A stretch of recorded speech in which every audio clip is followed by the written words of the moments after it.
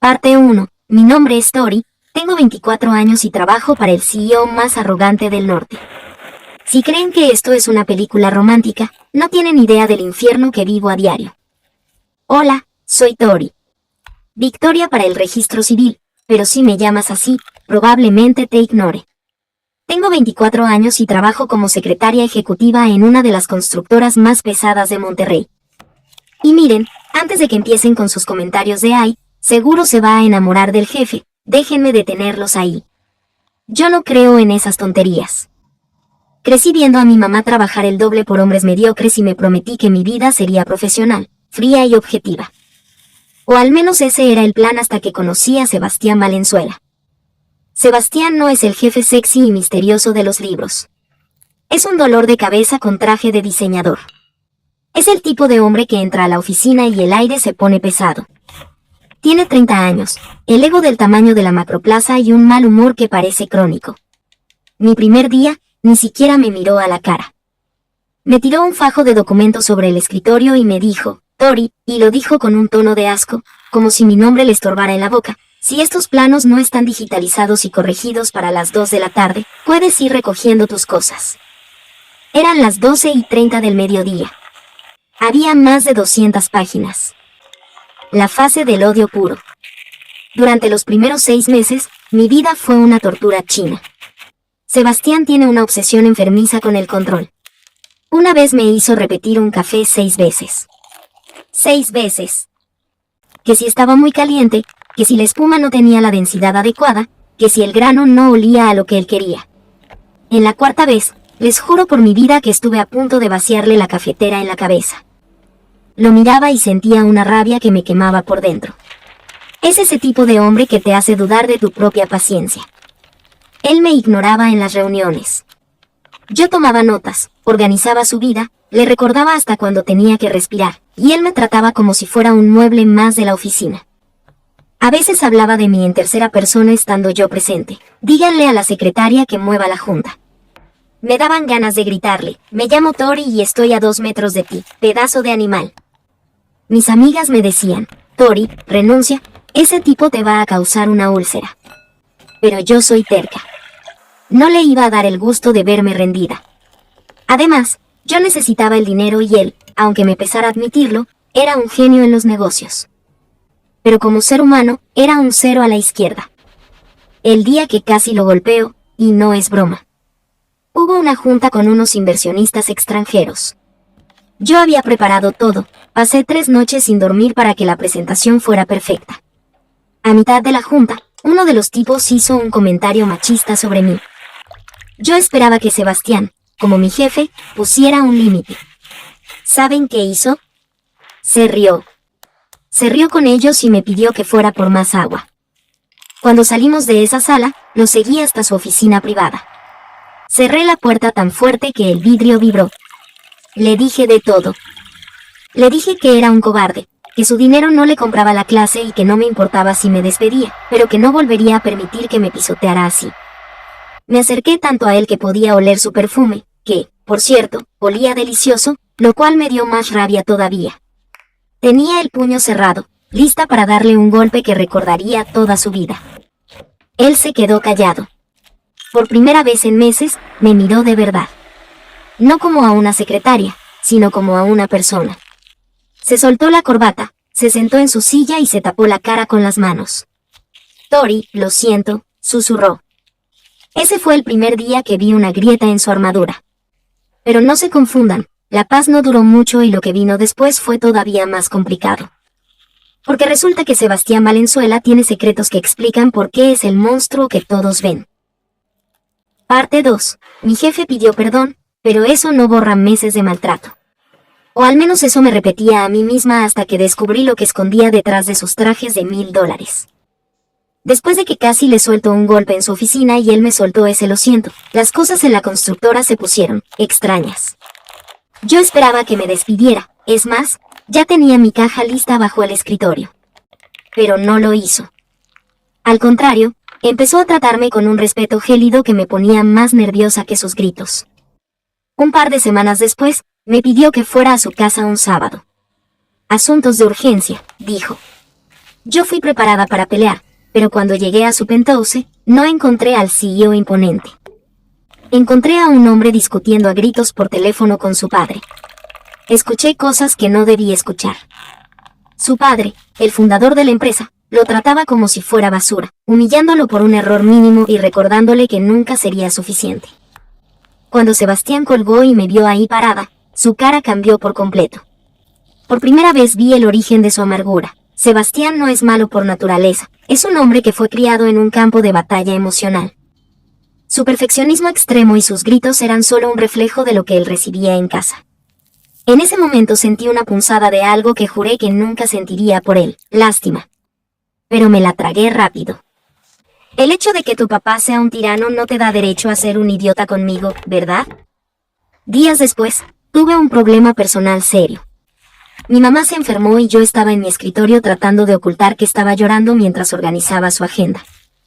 Él salió de su oficina, se detuvo frente a mí, sin decir una palabra, puso un sobre mi mesa. Es el contacto del mejor especialista del norte.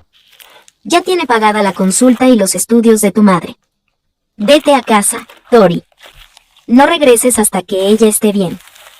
Tu puesto no corre peligro, dijo, sin mirarme a los ojos, con esa voz seca de siempre.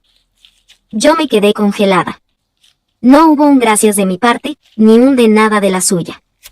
Fue un gesto puramente humano, pero hecho con la frialdad de un contrato. Ese día mi cabeza empezó a dar vueltas. ¿Quién era este tipo? ¿El que se reía con inversionistas machistas o el que salvaba a mi mamá en silencio? El clímax de mi confusión llegó en un viaje de negocios a una zona rural donde íbamos a revisar unos terrenos para un complejo industrial. Sebastián, muy citadino y muy yo lo sé todo, terminó metiendo la camioneta de lujo en un fango del que no había salida. Y para rematar, empezó una tormenta de esas que solo caen en el norte. Ahí estaba el gran Sebastián Valenzuela, entrando en pánico porque su traje de diseñador se estaba arruinando y no sabía cómo cambiar una llanta o usar una pala.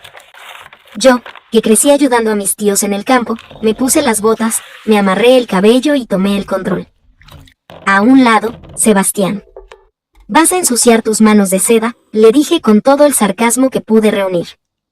Él se quedó bajo la lluvia, sosteniendo la linterna para mí, mirándome con una mezcla de humillación y fascinación absoluta mientras yo sacaba la camioneta de lodo.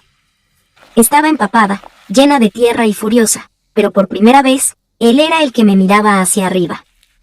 Esa noche terminamos en una pequeña posada de carretera porque los caminos estaban cerrados. Solo había una mesa y una estufa de leña. Él no sabía ni cómo pedir un café sin sonar prepotente, así que yo tuve que pedir por los dos. Lo vi ahí, sentado frente al fuego, temblando de frío y viéndose tan vulnerable que me daban ganas de golpearlo y abrazarlo al mismo tiempo.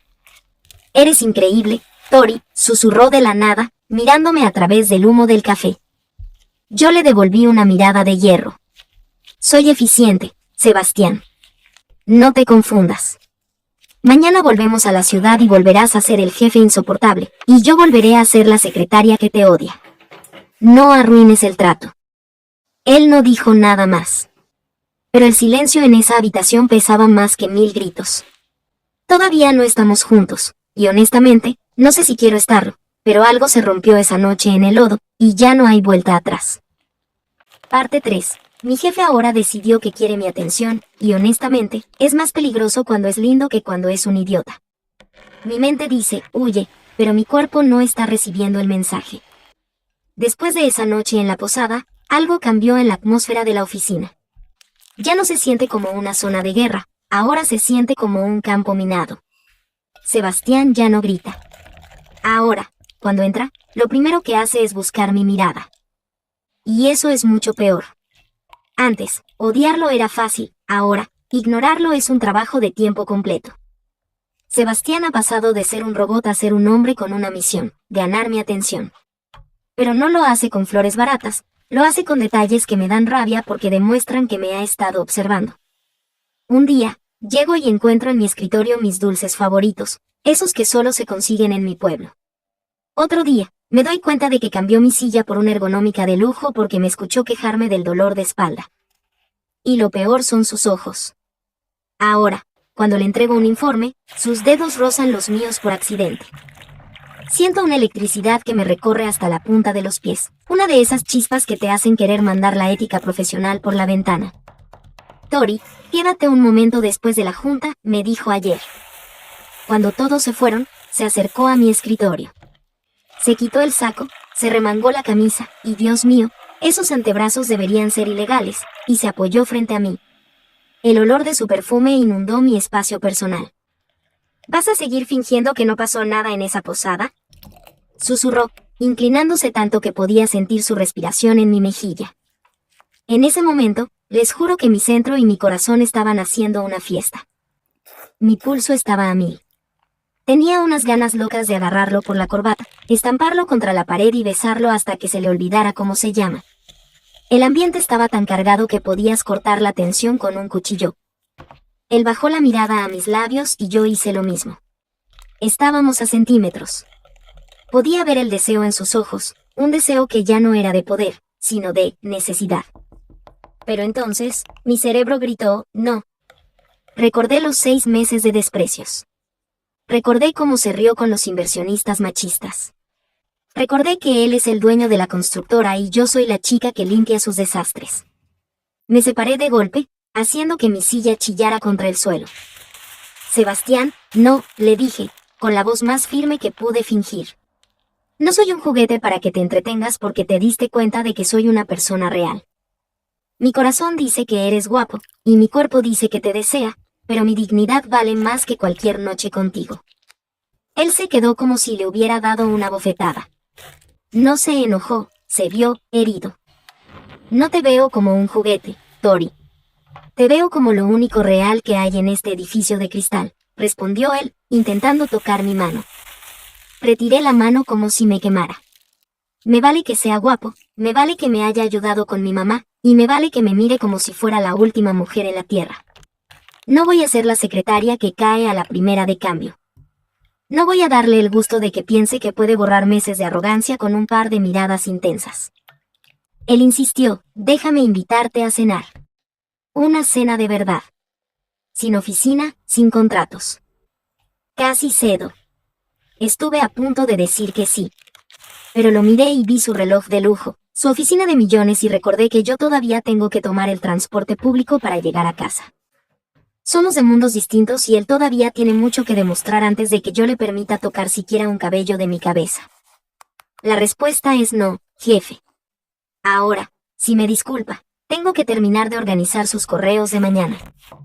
Salí de la oficina con las piernas temblando y el corazón martillando, sintiéndome orgullosa y miserable al mismo tiempo.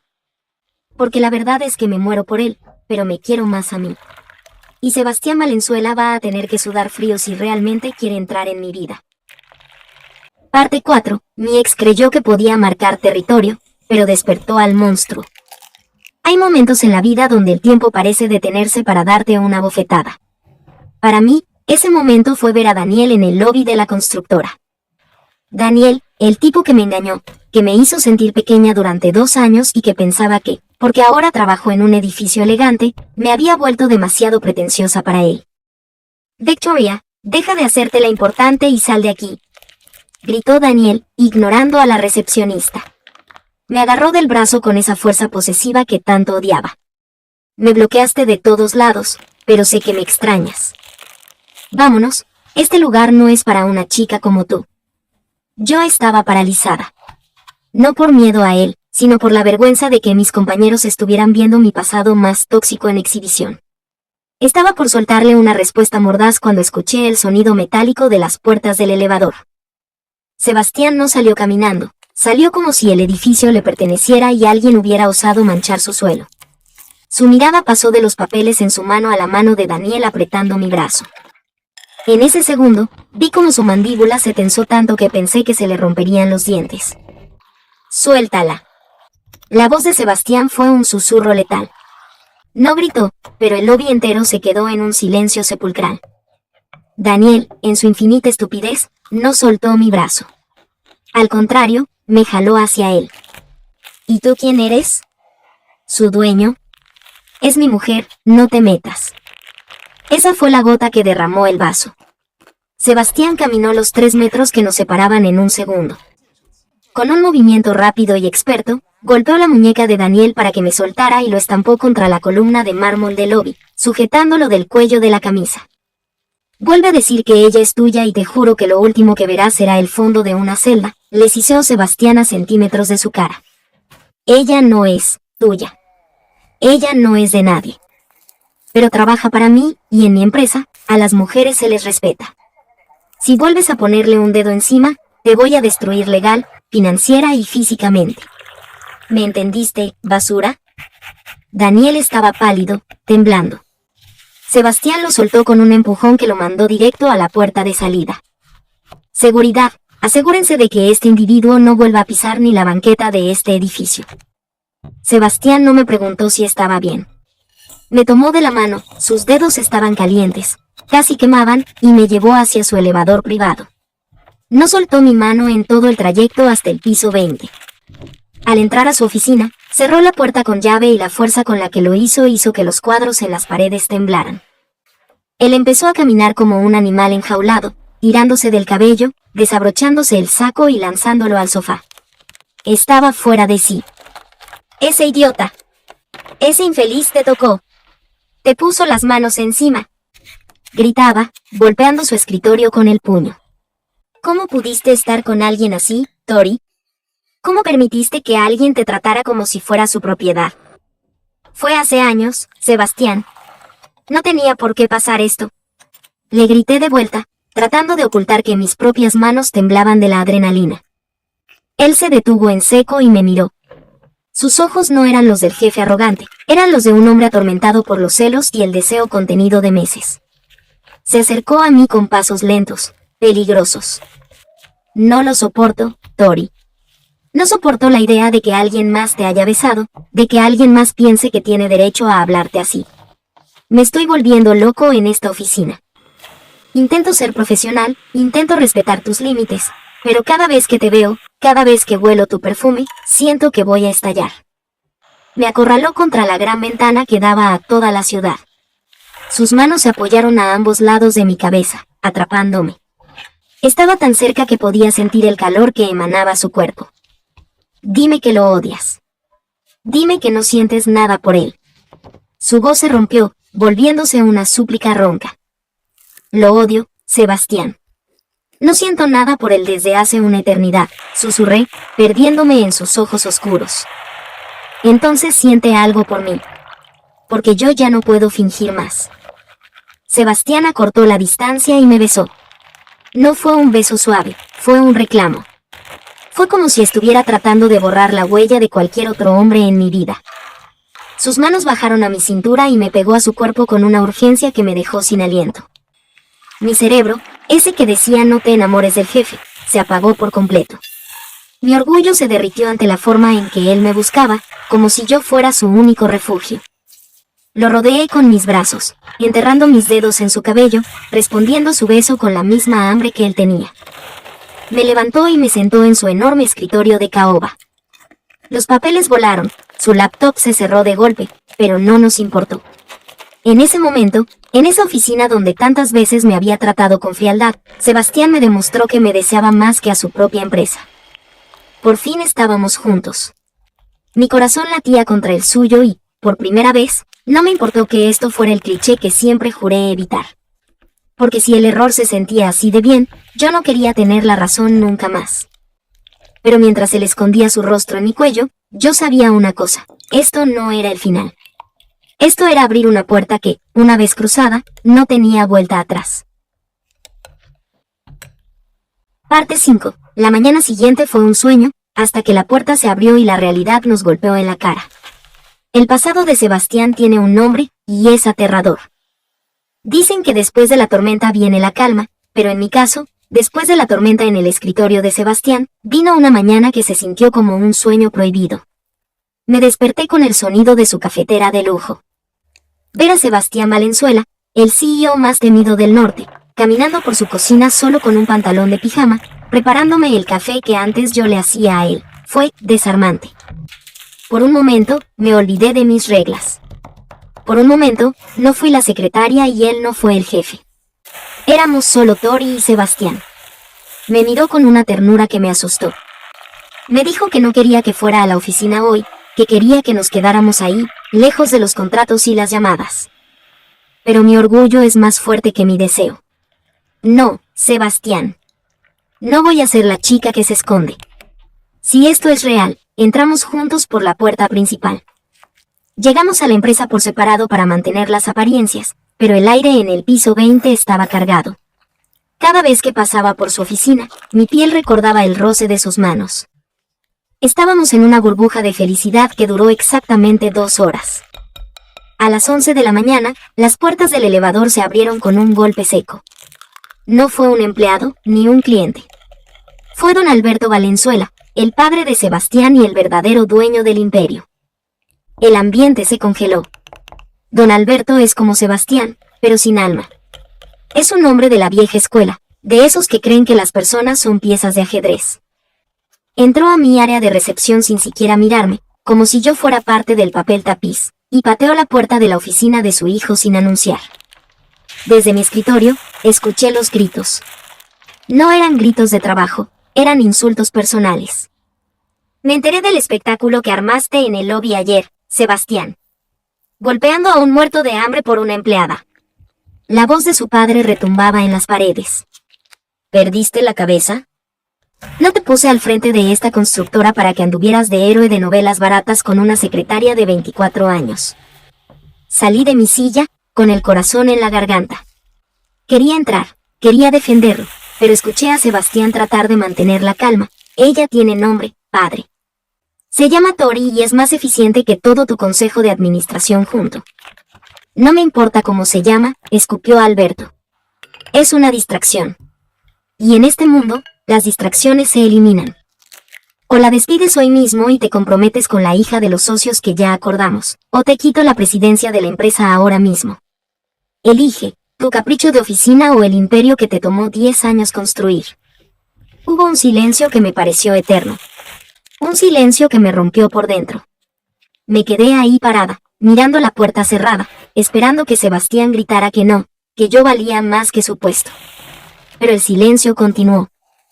La puerta se abrió y don Alberto salió, ajustándose el saco con una sonrisa de victoria. Me miró por primera vez, una mirada llena de asco y superioridad, y se fue sin decir una palabra. Poco después, Sebastián salió de su oficina. Se veía destruido, 10 años más viejo. No pudo sostenerme la mirada. Caminó hacia el ventanal, el mismo donde anoche me había jurado que no podía vivir sin mí, y se quedó ahí, dándome la espalda. Tori, necesito que te vayas, susurró con una voz que no reconocí. ¿Que me vaya a dónde, Sebastián? ¿A almorzar o de la empresa? Le pregunté, aunque ya sabía la respuesta. Él no se movió. Solo, vete. Mi padre no bromea. Él te destruiría a ti y a tu familia si me quedo contigo ahora. Necesito tiempo. En ese momento, el Felices para siempre se hizo pedazos. Mi cerebro volvió a encenderse y me gritó, te lo dije. Me quité el gafete de la empresa, lo puse sobre mi escritorio y agarré mi bolso. No lloré. No le iba a dar ese gusto. No necesitas tiempo, Sebastián. Necesitas pantalones. Te veo en los periódicos. Salí de la oficina sin mirar atrás, sintiendo como el sueño de la mañana se convertía en la pesadilla del mediodía. Me dolió, pero mi dignidad seguía intacta. El problema es que Sebastián acababa de perder lo único real que tenía. Por miedo a su papá. Parte 6. Me despidieron por la puerta de atrás, pero no saben que yo construí los cimientos de este lugar. Sebastián cree que puede salvarme, pero es él quien necesita ser salvado. Han pasado 3 días desde que salí de la constructora con el corazón en una caja de cartón y mi dignidad como único escudo. Sebastián me ha llamado 45 veces. Me ha mandado flores, mensajes desesperados y hasta mandó a su chofer a mi casa con un cheque en blanco. Lo quemé. No necesito el dinero de los Valenzuela, necesito que el hombre que decía amarme deje de ser un niño asustado frente a su padre. Pero Alberto Valenzuela cometió un error. Pensó que yo era solo la secretaria.